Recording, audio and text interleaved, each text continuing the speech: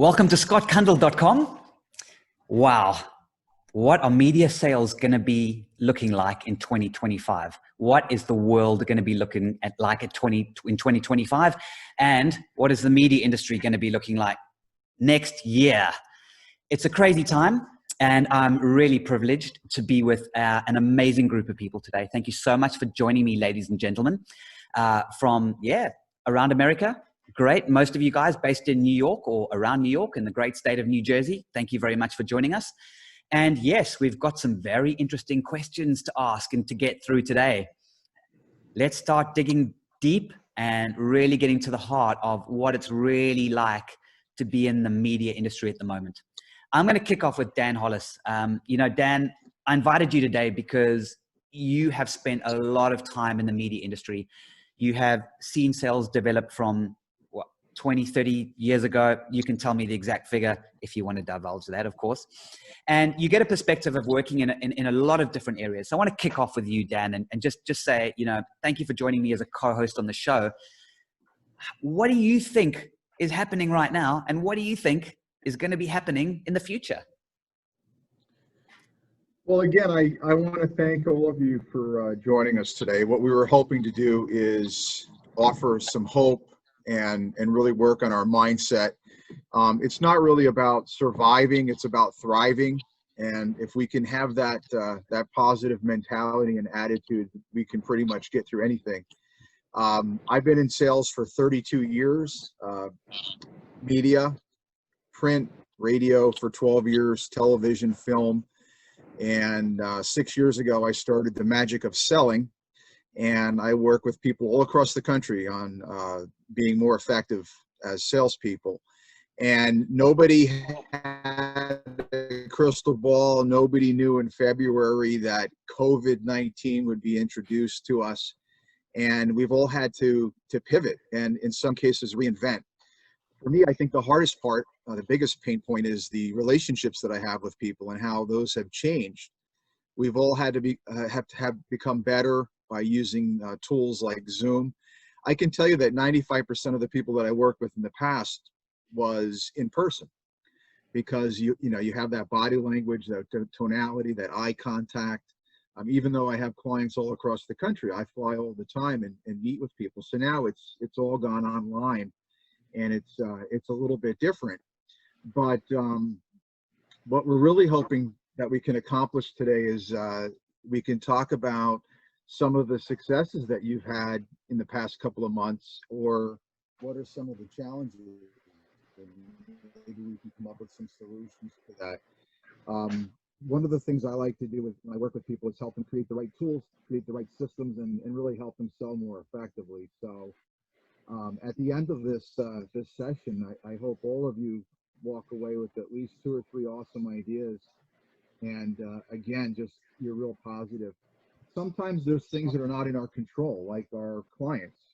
Some of my clients have had to cut back, or their sales team are really struggling because the people that they're prospecting to don't have the funds or the resources. So you have to dig and look under every rock and do everything possible.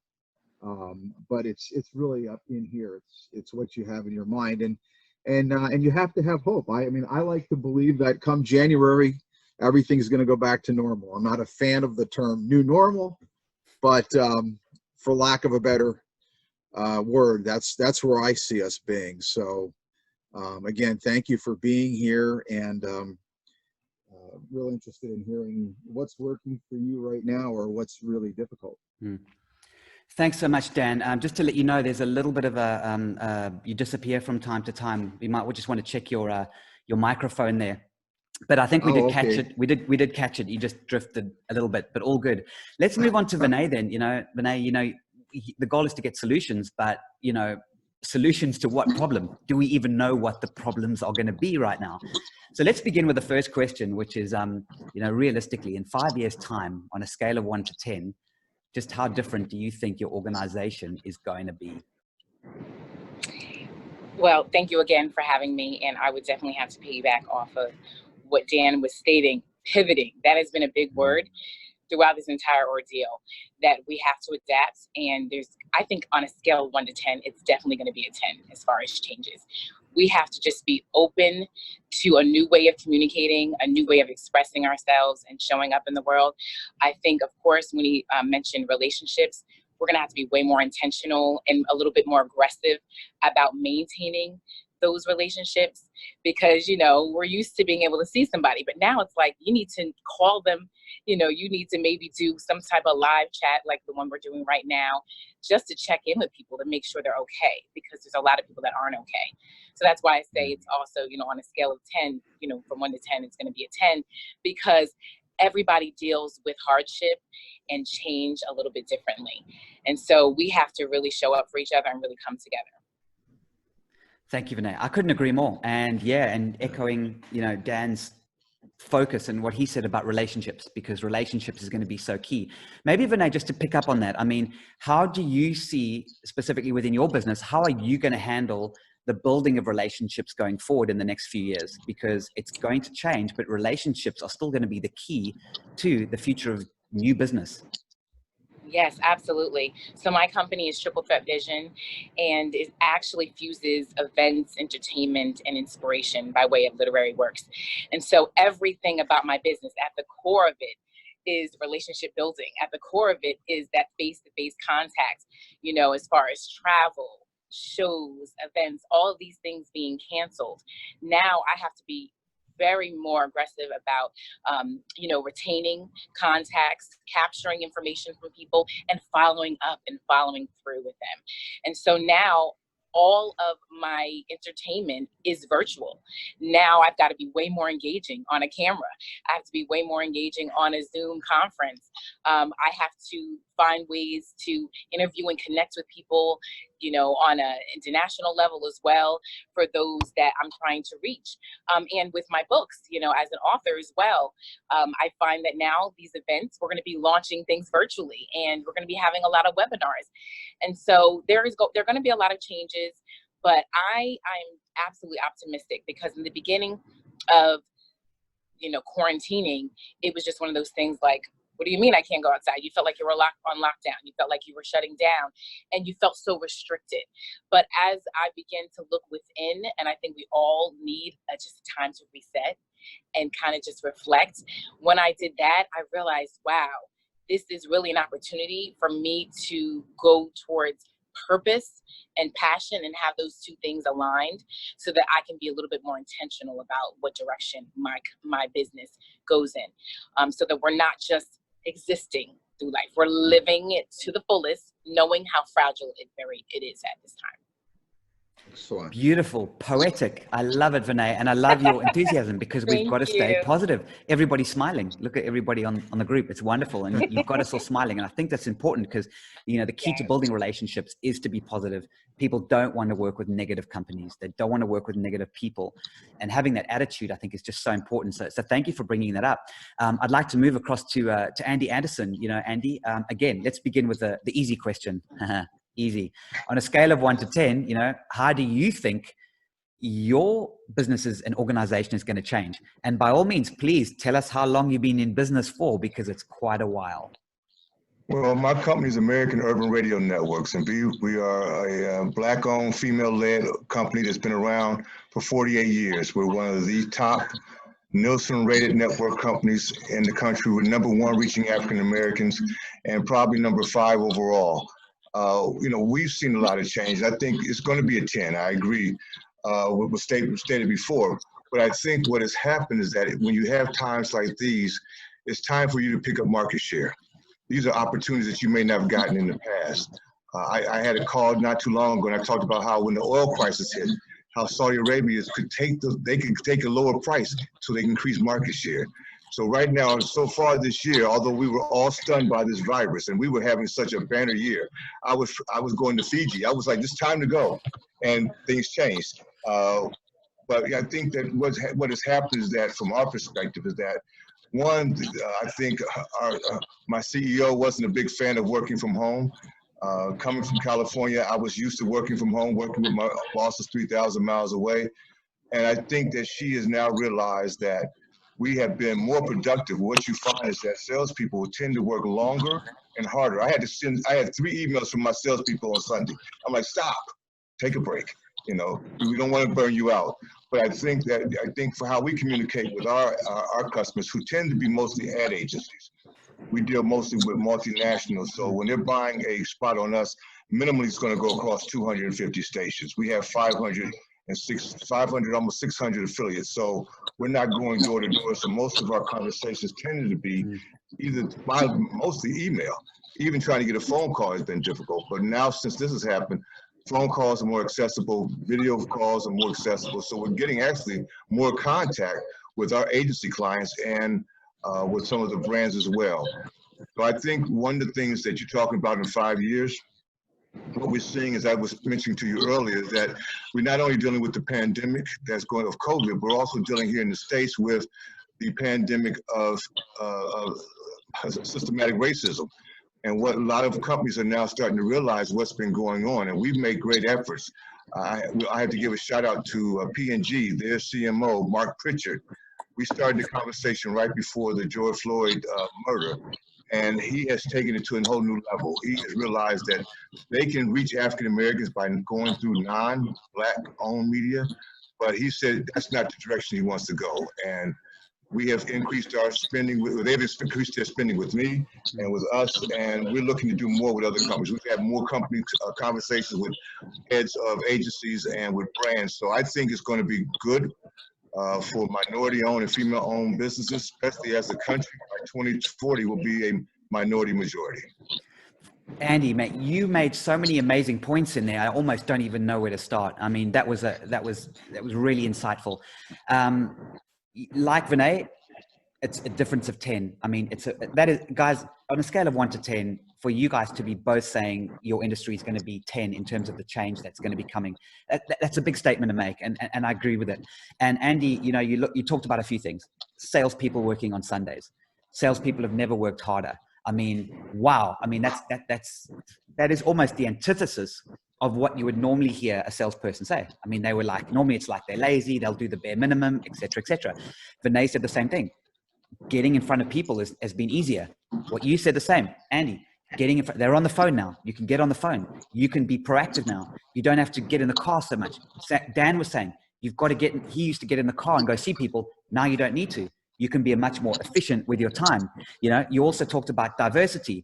You know, Andy, and before we went live, Andy, you were saying, we had a conversation about the fact you were in South Africa last year, which is my home country. Coming from a diversity, I would go to school, would work, have friends of 4, 5, 6 different colors, races, nationalities, such a diverse place. And you're starting to actually see, as you mentioned in America now, how the diversity issue is becoming so top of mind. And I think part of that 10 in terms of change is going to be a huge diversification change. And you've noticed that as well. And brands are starting to look to companies in terms of diversity. And it's really interesting to hear you guys say that. So thank you. I mean, there's a lot of really, really good insights in helping us understand why it's going to be a 10 out of 10 change. But Dory, do you agree? Is it going to be a 10 change? Oh, absolutely. 3 of us. You know, for me, word of mom radio, I've been a mompreneur since 1994. So I have worked from home most of my career. Half of my life shut down in a day because one part of my life, I have a company called Safety Bags and StadiumBags.com. We have a line of clear bags and backpacks to deal with security issues in schools, offices, airports, sports arenas, concert venues. They're closed. And so I'm like Dan, I'm not a fan of the new normal. This too shall pass. So we've kind of pivoted, reminding people that they're not just for sports and things like that. But with Word of Mom Radio, I put out a call on Harrow, and in 12 hours, I have 195 women that have already responded to coming on the air with us. And the interesting thing, in January, February, beginning of March, I had already pre-recorded shows all the way to the beginning of June. When this happened, all the bandwidth was taken. I couldn't get a clear recording. I couldn't get a Zoom recording. I couldn't get an audio anywhere. fortunately for our show, I had already had our shows done, as I said, till the beginning of June. So it wasn't until mid-May that I started recording again. And it's free to be on our show, but we offer an after airing ad package where we continue to promote your show for 3 months afterwards. More women are taking that now than ever before.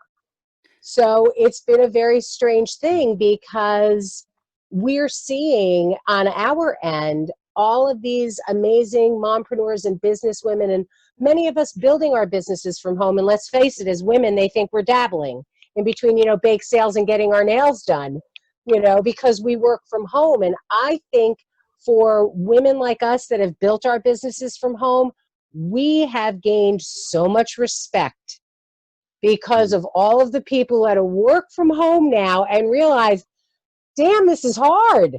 And no, you're not in there doing the laundry. You're not running out and doing this. You are working. And for the women who've been doing it, who now have not only their children home, but their significant other, that's been the biggest challenge. Dory, what? Yes. Let's be fair. Okay.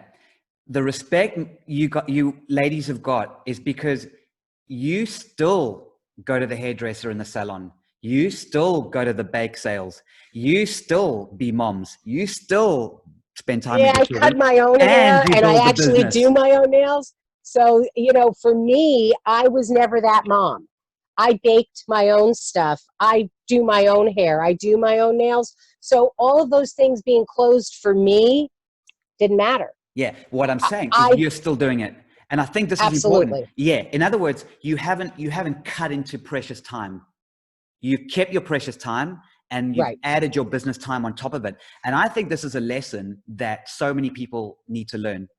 You don't have to compromise your life and your time to become an entrepreneur in that way. And it's interesting because, Andy, you were talking about you coming from a very big company. Dory's coming from a startup mom at home with her, word of mom radio show. And it's interesting. And Dory, I'm going to come back to you in a second when we talk about technology, because you made an important point, and I'm going to come back to that. And that is, you've had to look for a different source in the way that you've sold at not such conventional advertising. You've offered a different type of package to keep their radio shows going. And that's a source of revenue for you. And I want to talk a lot about that later in the show. But moving on to Matthew. Matthew, how do you make of this? So far, 3 of us have said it's going to be a 10 out of 10 change. I'd really like to hear what's happening with Intermat. And do you agree in 5 years' time, different ball game? Well, if you want to ask me whether it's a change of 1 to 10, I'd say a 12. Taking up on something Andy said, I have more CEOs, corporate people telling me that they will never, ever go back to the way it was. I have one CEO that I've been working with who has realized he doesn't have to be on a plane all the time and is really having a great time not being on a plane and being able to spend more time with his family. I have a good friend who was also a client who was very much against anybody working from home and now is moving out of New York City to his second home on Cape Cod and will never go back to the way it was. I think the world is fundamentally changing. And I think we are, to pick up on some of the things that other people have been saying, is that we are living through a time that is like 1918, 1933, and 1968 all put into one 5-month period. Wow. And like we that. have no idea exactly where this is all going to shake out.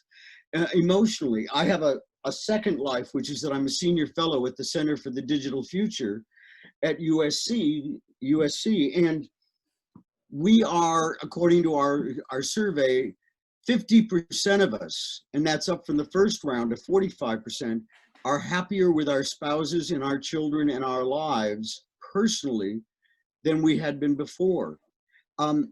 I think we're going through a systemic change that is going to affect everything we do in sales, because we're going to have to, as people have said, pivot to a new reality that is shaping itself before our eyes.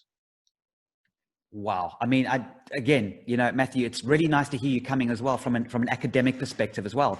And I think that brings an important insight. And this is why I'm loving this panel, because, you know, such different perspectives. Matthew, let me ask you a little bit more, if I can, and delve a little bit deeper. You know, and by the way, just having the first home on Cape Cod would be pretty good for me, just saying that. So these CEOs that you're working with at the moment, and those that you're chatting to, could you give us a little bit more insight as to how they see the next couple of years unfolding? I see them wanting to get rid of much of their commercial real estate. Wow. I don't know anyone in the C-level suites that isn't talking about downsizing their physical presence in the world. I think that it's particularly significant that Nationwide Insurance, which is one of the largest insurance companies in the world, is shrinking from 20 regional centers to 5 in the next 2 years. I think that people are figuring out, I think as Andy pointed out, people are and Vinay are figuring out different ways of being able to communicate with each other using technology in ways that we hadn't even thought of. We've had Zoom for years, but we weren't using it that much. And now our lives are all about Zoom. And it allows a certain kind of intimacy that you don't get with a phone call. And you don't quite have the same thing when you're in person. But this is, I think, going to be the new normal, though I don't like that phrase any more than anybody else. This has become what we do, and we are shaping our lives and our sales processes around the technologies that are available to us at this moment. Amazing. So we've had 3 10s and a 12. So there we go. Change is coming. You know, Dan, one of the key reasons why, you know, you and I get on well and I resonate so much with you is because you've spent so much time, especially in the old days, starting door knocking. I mean, I have huge respect for anyone that was literally going out knocking on doors to start themselves as a salesperson to begin with. And then obviously upgraded from there. But you know what it's like. So you were there right at the beginning, and you know what it's like. What's it like for you listening to these extraordinary perspectives, which 6 months ago would have been completely different? I think the thing that impresses me the most with all of you is your positivity. First of all, I've become very acquainted with Zoom, especially recently. As I mentioned before, 95% of the time, everything I do is always in person. Again, for that body language, that eye contact to resonate when you're teaching people, you're inspiring them, things of that nature. So really have had to reinvent. Zoom to me was a PBS children's show when I was a kid. That was Zoom. But now I'm very acquainted with this form of Zoom. I work currently with people that have your mentality. They're at a 10. Like in the Spinal Tap movie, it goes up to 11. Matt, his goes up to 12. But I'm also working with some people that are like a 3 or a 4, and they're kind of in panic mode. And you know, it's really trying to help them not jump off the ledge. And it's not easy. They've seen this business that they've built crumble. I have a client who most of his clients are Manhattan, Fifth Avenue, and he's not selling anything to them right now. It's a multi-million-dollar furniture business, and he's got 17 employees. It's scary. So I've helped him create new ideas and new ways of going about finding new clients and so forth, so that he can thrive, not just survive. So I love at the top of the list, one of my takeaways on this is I love your positivity, your mindset. Everybody is contributing some wonderful information, and I think that's what I'm most grateful for this gathering this morning. Yeah, thank you, Dan. And that leads nicely the new technologies and, you know, where Zoom is at the moment. I wish I'd put all my money into Zoom 6 months ago. Anyway, another story. let's go into the next part, which is the technology. So, Andy, I'd like to start with you this time, if I may. I would like to, coming from a bigger company, it's easy for, a Dory or a Vinay and, likes of me. And I don't know too much about your business, Matt, but I'm guessing, we're flexible. We can very, very quickly implement new technologies. How do you feel technology is going to impact the next 5 years? And what specific technology do you feel, Andy, is really going to be up there and a must-have for you? Well, I think for the most part, the technology we've been talking about, these platforms like Zoom, GoToMeeting, Microsoft Teams, as I said, I have probably 4, 5, 6 meetings set every week. And I think we do a happy hour with the staff so that when we have that sense of team, that sense of closeness, that we pull out the cocktails at 5 o'clock on Thursdays. But I think the most important part for our business is research. We spend millions of dollars on research because most of our business is going in, talking to ad agencies, giving them a rationale why they should buy our product, why they should be looking at our audience. So we have, anything from Nielsen reports or MRI reports, Scarborough, you name it, we have the research there because that's how we are sold. So I think we're going to rely more upon that. And I think it always goes back to that personal contact. Even though we're not in front of that customer, even when we get a chance to sit talk on a Zoom call, you still can get that sense of how their body action, how they respond to your questions. And I think that's going to be what you'll see in the future. Yeah, Andy, thank you. I'm going to ask you more about the research bit, because that is something I didn't expect, but something that makes perfect sense.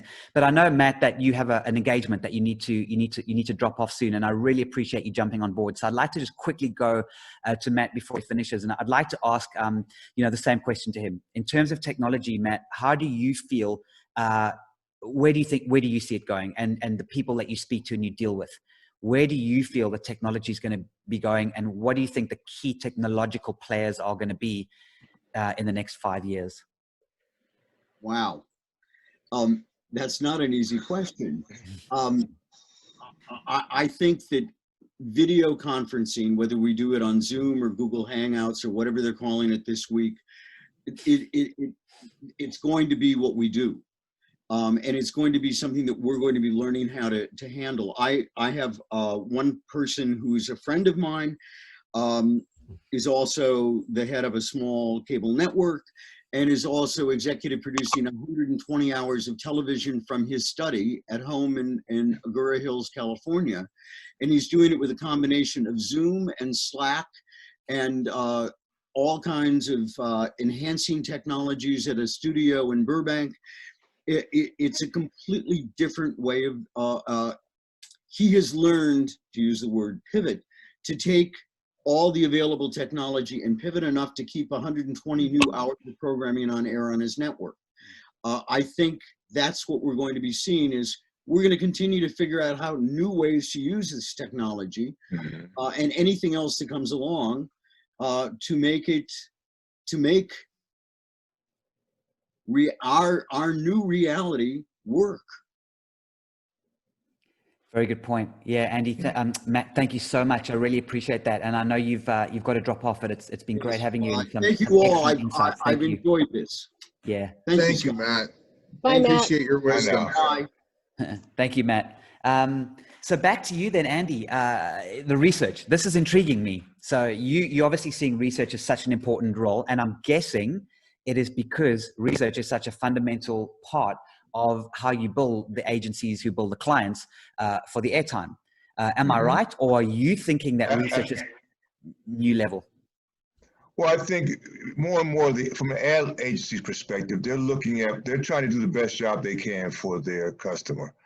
And we are trying to do the best job we can for our customer. And we want to make sure we can help them see how well we can help perform them. So we'll have things like how well does our audience index against a certain brand?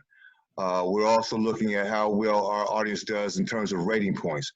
We're also using research to say, listen, when you're looking at targeting minorities, how well to best talk to them in an authentic voice, how to talk to them in something that's believable, that you're not talking past them, you're talking to them, and that you appreciate their business.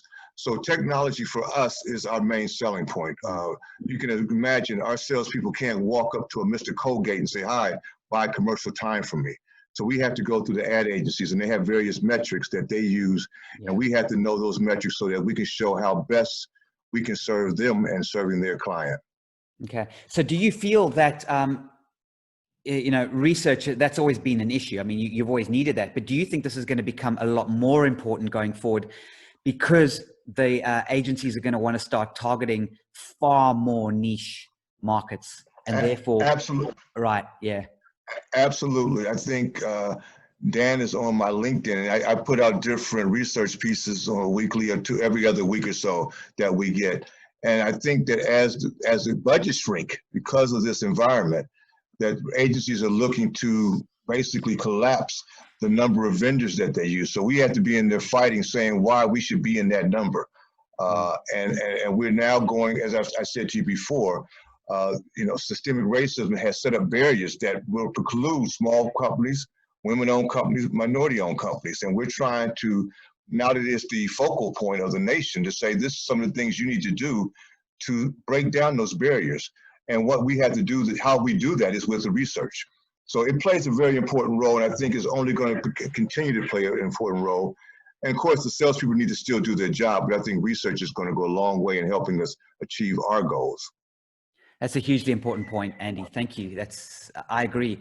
Vinay, from your side, I mean, you're welcome to comment on the research point. I'd like to hear that. And also, you know, and it's different from a smaller business perspective, as opposed to kind of an empire, as Andy has. And I'm calling you an empire, Andy, because, you know, thank you.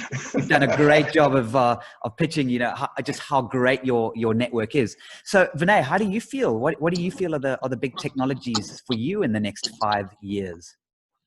Yes, thank you. I'm so glad that you came to me because I actually had like a burning idea as Andy was speaking about technology and research. And I also don't want to neglect here that now we have to be more receptive to learning and to educating ourselves in our own unique ways. Even with the kids, as adults, we need to research and really be receptive to the new technology. Like we mentioned, Slack. You know, I'm learning Blue Jeans, and I'm learning, you know, more about editing and more about angles. And I might even get into more photography and making sure that you have the necessary tools and technology to help you out with this pivot. I also wanted to bring back to another point. I know it was a little bit earlier, but I did have something to say just in terms of what Dory was mentioning for women. Yes, and Andy's also speaking about minority women and just women in general, just having a more unique presence in the workforce. You know, I think people are really finally realizing that we as women are doing it all. So it's not just that we are the homemakers. We are bringing home the bacon and we're frying it. You know, we are doing it all, and now people are teachers. They're teachers and they're full-time, and I know some people that have entrepreneurial activities on the side. I will say, as far as me with technology and just what the business will look like for me, I feel like now I am learning how to create my own opportunities. But actually now I find that I haven't even had to really do much in terms of putting myself out there. Opportunities are coming to me. So for example, with Andy speaking about the racial unrest that we're in right now, as a speaker, as an author, and just naturally as a motivator that I've always been in my network of friends, somehow I became an advocate and an activist, and people want to hear my voice. They want me to use my platform to go out and speak. And so since this has started, I have been rallying and protesting and creating space for people like myself, or being somewhat the voice for the voiceless. So I think as long as, just to recap, as long as we are open and receptive to learning and continuing the education and kind of getting outside of our comfort zone, of course, and supporting one another, and just being open to creating opportunities and being more innovative, I know that we'll get through this. Wow, hey, I just wanted to say, sure, Scotty, Dan. I just wanted to say something, and I know we've probably all heard this before, but you know, we all know what luck is. That's when hard work and preparation meet up with opportunities. So it certainly sounds like you're creating your own luck, which is great. Very much so. And Vinay, it's interesting because, make no mistake, you know, activism is a technology. It might not be a physical piece of hardware, but it is a technology, because a technology is anything that is used to instigate some form of change, and therefore it is. And my father was actually quite instrumental many years ago, working in South Africa to bring about you know, change and equality, and remove a lot of the systemic, as you say, the systemic hatred that was just destroying the nation. And, you know, coming up from my side, I mean, 2008, after 2009, watching what the banks did to the people, putting so much in debt, you know, once again, as I said, my home country, South Africa, debt is just such a major problem. And watching what the banks did, I became an activist as well. And activism becomes a technology because it gives you a platform to be able to speak. And as long as you hold yourself in the right space, and as long as you hold yourself with what you believe in, it becomes a very important role in who you are. And I want to bring this up, and I'm not bringing it up because, you know, we're going to talk about racism. We're going to talk about the problems in the world right now, but it is, from a media perspective, something we need to look at, because giving people a voice is what media is about. And if media is going to be changing on a scale from 0 to 10, 10.75, whatever the average was from today, we need to look at these things and say, those people with a voice need a voice. So again, Vinay, before I go to Dory, would you agree that that is going to be, in 5 years' time, the voiceless speaking out is going to be bigger than ever? Absolutely. I mean, if you look across the platforms that, you know, most of our millennials, young people, and even now our older people are using, when you think about Facebook, when you think about Twitter and Instagram, a lot of us feel more comfortable expressing ourselves on these platforms. So we absolutely are giving our own selves a voice. And some people are just having more of an online presence where they might not feel as comfortable going out to speak on a stage in front of a crowd. Now they can have a voice in other ways. So I think we all just need to be so open to that, and understanding that we have a lot more in common than we are different. And we found that out with COVID. It didn't matter where you worked, who your family was, you know, how much money you had in your bank account. Yeah. People were dying, and people were dying alone. And we're still trying to figure this thing out. So it's really important that we really support one another and come together, as opposed to being divided, because we are all a part of the human race. Regardless of what the skin looks like, we are part of the human race. And we really need to get that. And I find that a lot of people, I really do, I want to applaud those that have stepped up, those that have spoken out, those that have come out of their comfort zone, those that have put their money where their mouth is, and they have used their platform for change and for positive change, because they probably didn't know. Maybe they didn't know, or maybe they were turning with a blind eye. But now that people have seen where we are and how fragile life is, people are willing to put their arm muscle behind everything that they stand for, and go out there and really create the change, or be the change that they want to see.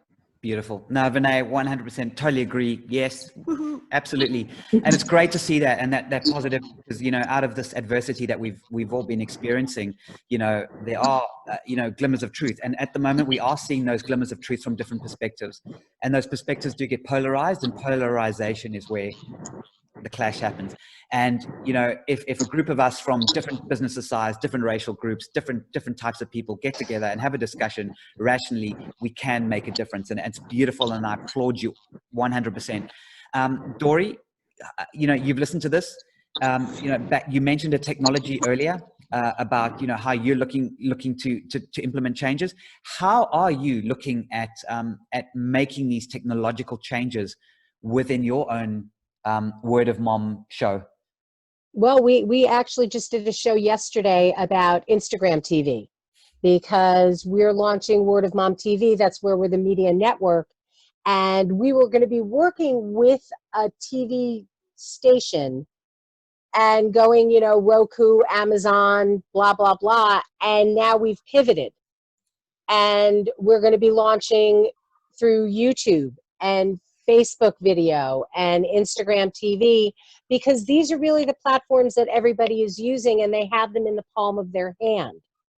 So, for us with Word of Mom Radio, we're in our 9th year on Blog Talk Radio. We've been syndicated through Spotify, iHeartRadio, any of those podcast feeds, and FeedSpot. We're 3 years in a row the #1 podcast for mompreneurs to follow. And I'm really excited because we broke into the Mom podcast at number 15, which is just such an enormous field.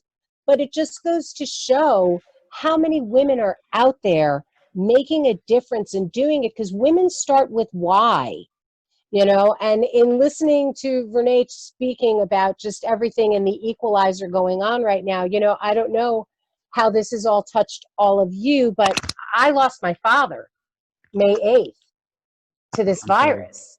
And through all of that, it was actually technology that just even kept me sane. Just walking and listening to things as I was walking for hours, in this isolated little park, just trying to wrap my head around everything that was going on. And I listened to Andy talking about this racism, everything that is going on in this country right now. I'm Spanish, Italian, Polish, and Puerto Rican, so I always check other.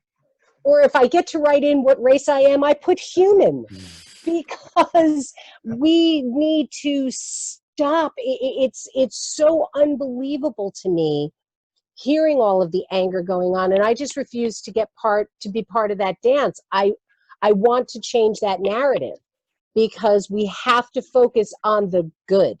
We have to focus on how we can move it forward, because as moms, no mother raises a child to have them not have a life. Yeah. And to see, I grew up in a family, I'm so blessed that I grew up in a family that everyone was welcome in our home. Black, white, pink, green, purple, no one cared. No one cared. I introduced a girlfriend of mine once to somebody, and they were like, wow, you never told me he was black. And I was like, gee, I never told him you were white. Never occurred to me. It just never occurred to me. And it's strange, but it's true. I don't think in terms like that. And I think that that's why our show is so wonderful, because there are people out there with everything to say, and it doesn't matter where you're from, what you've grown up dealing with, you have a voice and it deserves to be heard. Thank you, Doria. And I think we absolutely agree. And this is the space that's going on. What I've learned so much from all of you is, Andy echoing the same thing, that brands that need to be part of the future need to understand that they need to target specific audiences in a specific voice. Now, I've got 3 different passports. I've lived in many different countries. I can tell you that when I went to many, many events in the center of London, maybe at most 20% of that audience was white. The heart of London, entrepreneurial hub, Shoreditch, outside of Silicon Valley, the biggest tech startup, area of the world. 80% was diversity. It's really different. Now, my key technology that I want to mention is LinkedIn, because I'm a LinkedIn specialist. I do basically focus pretty much everything on LinkedIn. Met Dan through LinkedIn. Dan introduced me to you through LinkedIn, and we're all here because of LinkedIn. And the beginning and the ability for LinkedIn to be able to create that spark of new connections, and then for us to use this technology like we are now to really get to know each other. And that's going to start moving into my last question. And Dan, I'm going to jump to you if it's okay. In terms of the way that the 0 to 10 effect, I think that's a good term, actually. The 0 to 10 effect is going to start impacting us.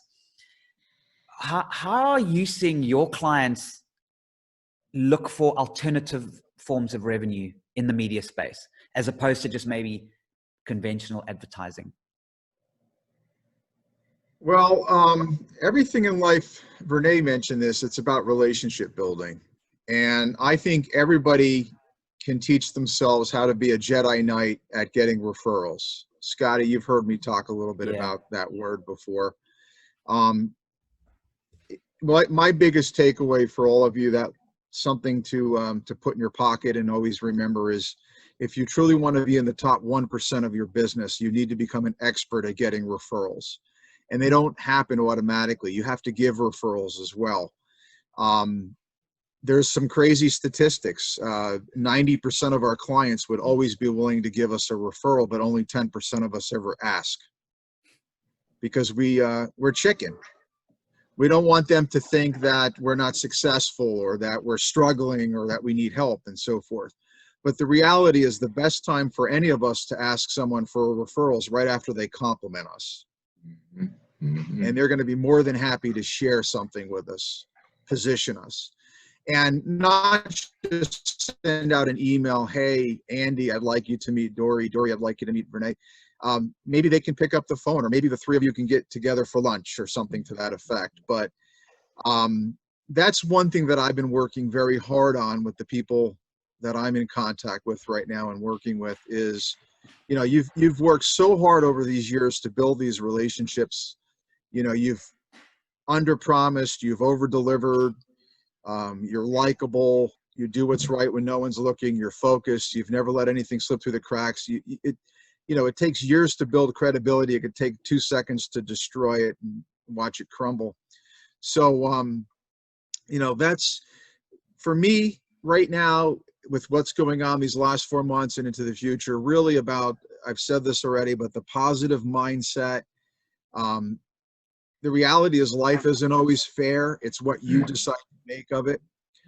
So if you can have that positive mindset, some of the clients that I have, for example, their spend has decreased for obvious reasons. And I have continued to deliver the same services, knowing that they're going to come back, that's all going to go back to normal, as they say. And they really appreciate that. That does not go unnoticed. So, in closing with this question, Scotty, please, when is the last time that you asked somebody for a referral? Seriously, when is the last time you gave somebody a referral? Make it become a habit. Like, I brush my teeth twice a day, in the morning and at night. It's a habit.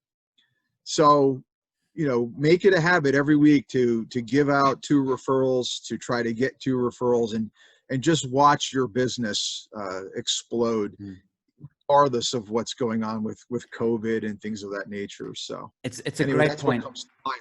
Yeah, thank you, Dan. That is a great point. And before I actually go back to the revenue side of things, which I do want to talk about, Andy, I mean, Dan mentioned an important point. I mean, the referrals, do you have any, how do you handle referrals with your team?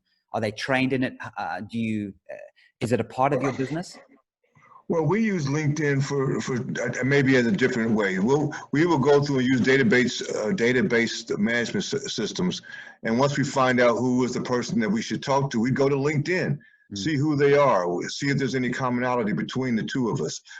So we use that to just give more research on the person we're going to talk to, because the more you know, the better you can communicate with that particular person. I've asked for referrals. I've given referrals. But for the most part, I use that because of the way of our business is just so I can see who's out there. I went through LinkedIn yesterday and I looked and said, wow, I just made a connection with a person and I knew that they had some contacts that I wanted. So I went through there and I reached out to those people because I didn't have access to them before. So, I mean, you have to use whatever you have and whatever you can.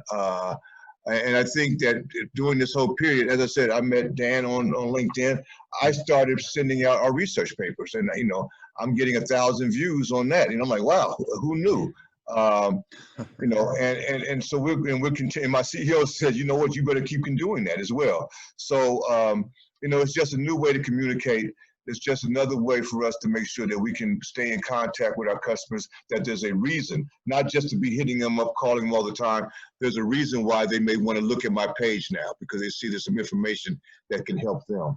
Yeah. And of course, Andy, that builds your personal reputation. It builds you as a human being. It builds your credibility. It builds your trust, because here's Andy Anderson, who's not, to use Dan's word, he's not chicken. He's not afraid to put himself out there. And that's such an important thing. Andy, are you planning to introduce any new products or services to your sales team in order to help them generate new revenue that you didn't do before? Dory, I know that you mentioned some interesting ones. I'll come back to you in a second. But alternative sources of revenue something that you are seriously looking at as for your team? Well, before this happened, we have what is called 4 radar networks. Radar is Nielsen's gold standard for measuring radio audience. It says what you say you have. And we had 4 networks for all these years. And I think we started doing a reconfiguration of our network, which we will introduce this September. We're going from 4 networks to 2. One, because we were diluting our message. We could get more revenue by keeping it more than just 4. We can make it 2. And so we went through 6, since the beginning of the year until about a month ago, we went through a whole reorganization to make sure that we were maximizing our revenue potential. So for us in our space that we're currently in, it would either be through acquisitions, and it's the fortunate we've been able to, keep above water. And like everyone else, we've struggled. We talked about cancellations in April and May. It was like a tumbleweed was going through the halls. Yeah. But we survived that. But our CEO is always forward thinking. She comes out the investment banking background, and she wants to her words is get big, get big or go home. So we don't want to go home yet. So I think that's what we would do to increase our revenue space, our revenue earnings. Yeah, that's interesting. We did something similar. I mean, April for us was a terrible month. As I said, we focus on LinkedIn, and we budgets dropped, and like same thing happened to Dan. Some clients just disappeared; they didn't exist anymore because they were in the events industry, for example. And we did exactly the opposite of what everyone did. I started doing what everyone did. We said, right, okay, we're going to call our suppliers. We want to. Do you mind if we hold back a certain amount of payment for this much time? Can we make a plan with you? But let's have a conversation, keep the relationship going. And about 2 weeks after we started implementing that, I said, why are we doing this? Let's do exactly the opposite.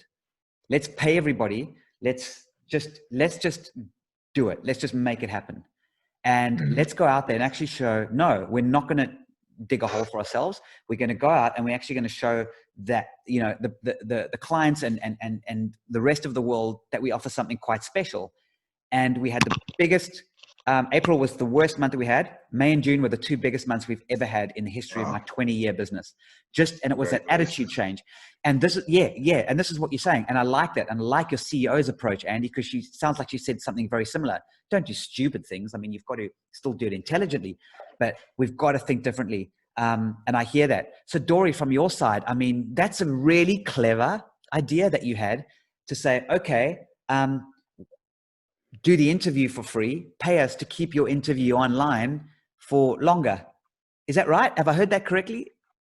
Well, the interview stays online because we're a podcast, so it goes into archive. Right. But what we do is we promote it out for 3 months after, because we live tweet during the show. We take those tweets to drive people back to their show. We do boosted Facebook posts and things like that, because a lot of people don't know how to advertise themselves. Yeah. And then we have some that are very good at it, but take it because then they double their advertising efforts. They're retweeting, they're reposting, and things like that. So we did it that way. So you get free airtime. It is up to you if you'd like us to continue to promote you. If not, then we go on to our next show. It's up to you to promote you, because that link is always there and it syndicates into all of these different places. It's a difference. That's what I love about podcasting, is that people can pull up your archive 5 years from now and you're still there giving out your information. With that, I actually have to leave because I have a 10 o'clock taping. I didn't realize this was going to go on this long. I'm so sorry, because you are all so interesting. And I will send out connections on LinkedIn, because I'd love to continue these conversations and get you on the air and share what you are doing. We don't just share women.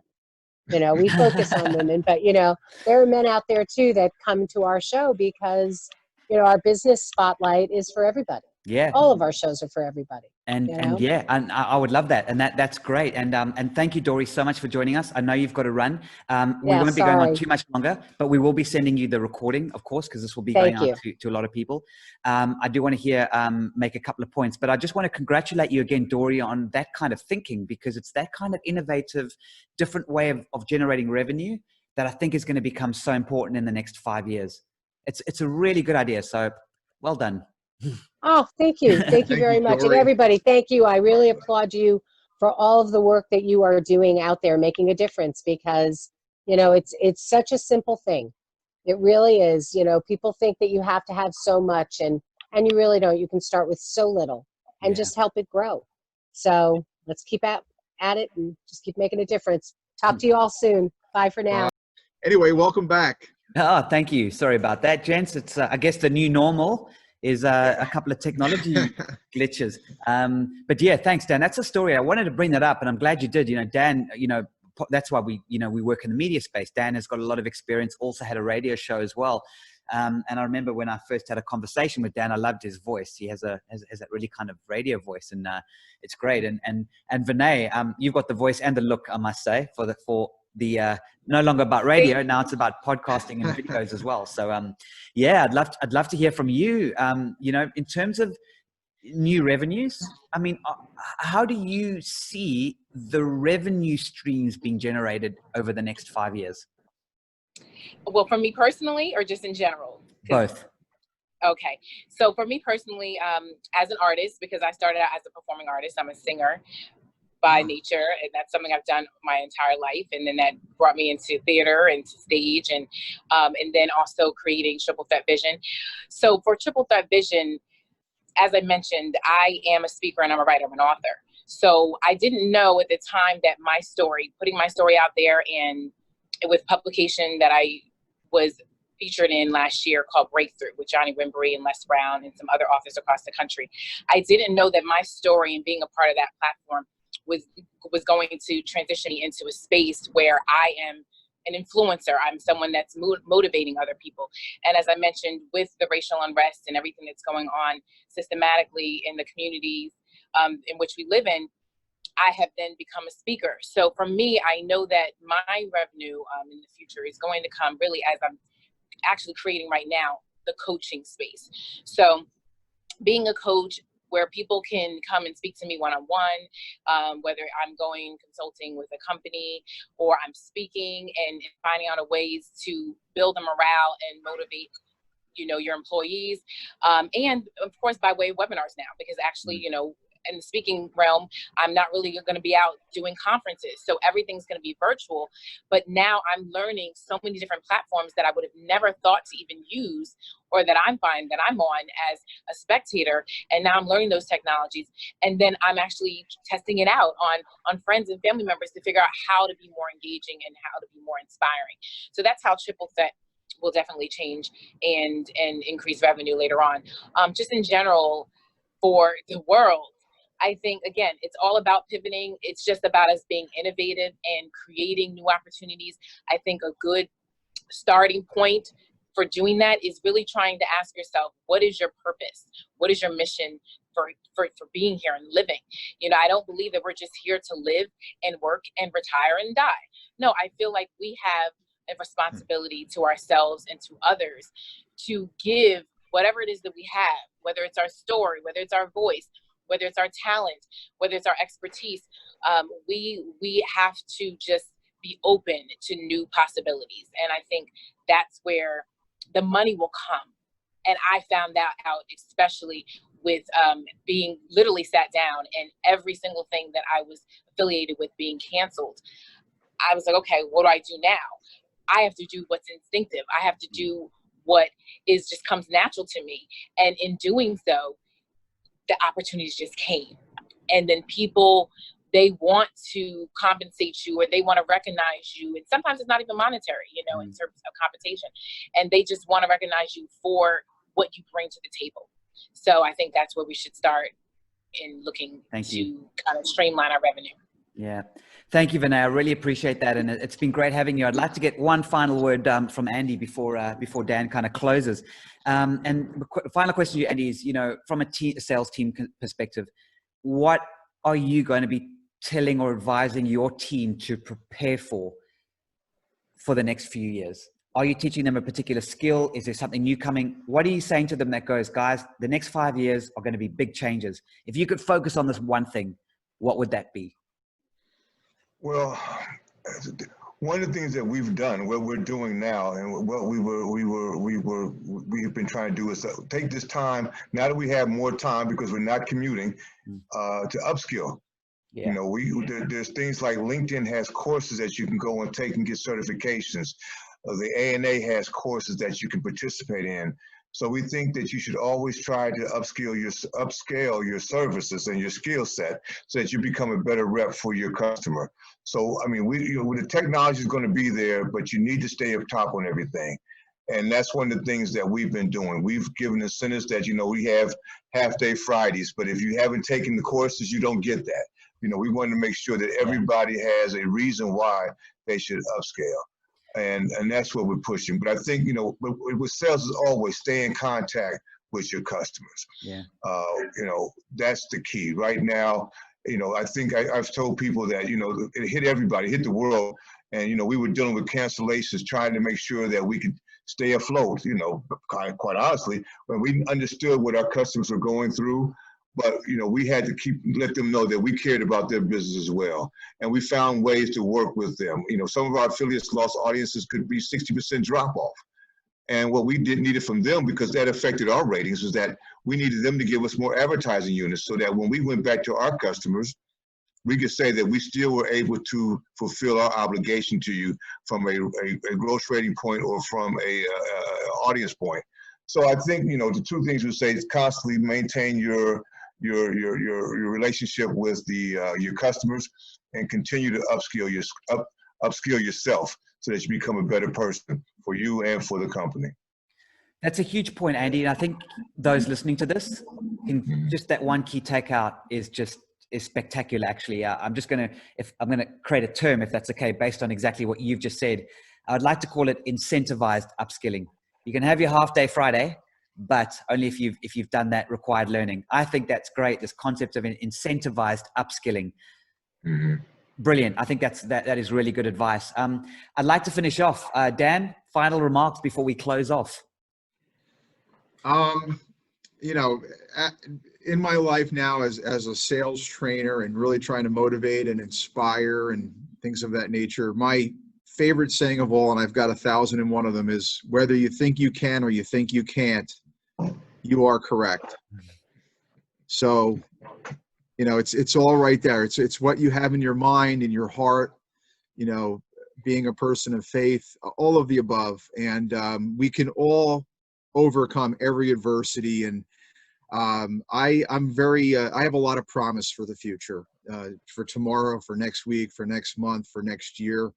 And I'm very grateful for our gathering this morning. We've all done so many of these, and I've met some fascinating people this morning, not just connected on LinkedIn. And I hope we all stay in touch, because at the end of the day, I know I'm a giver, and it comes back to you tenfold. And I like to share wisdom, and I like to learn from other people, because we learn every single day of our lives. And so I just want to say thank you, Andy. Thank you, Vernay, and thank you, Scotty, of course.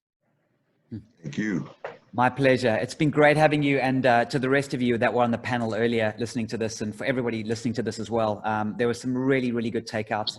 Positivity. There's no doubt there's going to be a huge amount of change, but just some really, really good points have come out of this. And there's no doubt that people listening to this will really feel different and got some really good pieces of wisdom. So everybody, thank you so much for joining me on scottcundill.com, and we'll do this again sometime soon. Thank you for having us. Thank you. Have a great day. Bye-bye. Bye now.